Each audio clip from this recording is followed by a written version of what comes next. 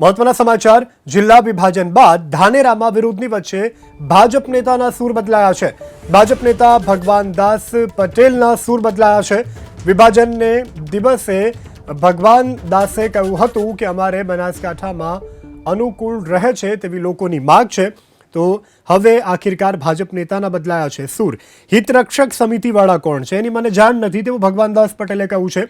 અગાઉ ધાનેરાને બનાસકાંઠામાં યથાવત રાખવા ભગવાનદાસ પટેલ કરી ચૂક્યા છે માંગ। તો જિલ્લા વિભાજનના વિરોધની વચ્ચે ભાજપ નેતાના સૂર બદલાયા છે। ધાનેરામાં વિરોધની વચ્ચે ભાજપ નેતા ભગવાનદાસ પટેલના બદલાયા સૂર। ભાજપ નેતા ભગવાનદાસ પટેલ જિલ્લા વિભાજનના નિર્ણયના સમર્થનમાં આવ્યા છે। હિતરક્ષક સમિતિવાળા કોણ છે તેવું પણ નિવેદન આપ્યું છે। મંદિરના અભિપ્રાય દરેક લોકોનો એવો છે કે અમને બનાસકાંઠા ભેગા રાખે અને અમારી પણ આગેવાનોની રજૂઆત કે ભાઈ ધાનેરાને બનાસકાંઠા રાખે એવો અમારો સ્પષ્ટ અમે અભિપ્રાય પણ આપેલ છે। તો ધાનેરાને લગભગ બનાસકાંઠા રાખશે એવી અમને આશા છે।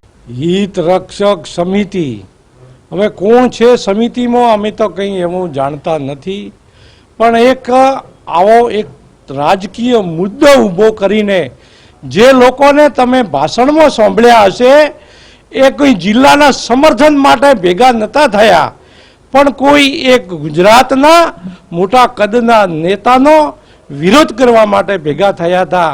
એમની રાજકીય ખીચડી પકાવવા માટે કોઈ વ્યક્તિગત જ્યારે કોઈ આવી આક્રોશ રેલીમાં વિરોધ કરવાનો ના હોય, કોઈથી વિકાસનો કામ ન થતો હોય તો જે કામ કરે એવા નેતાનો વિરોધ કરવો એ એમનું ધર્મ છે। જેથી આ લોકોના વાતમાં લોકોને ઉશ્કેરવા માટેનું આ એક એમની રેલી હતી, જેથી અમે એમને સખત શબ્દમાં વખોડી કાઢીએ છીએ।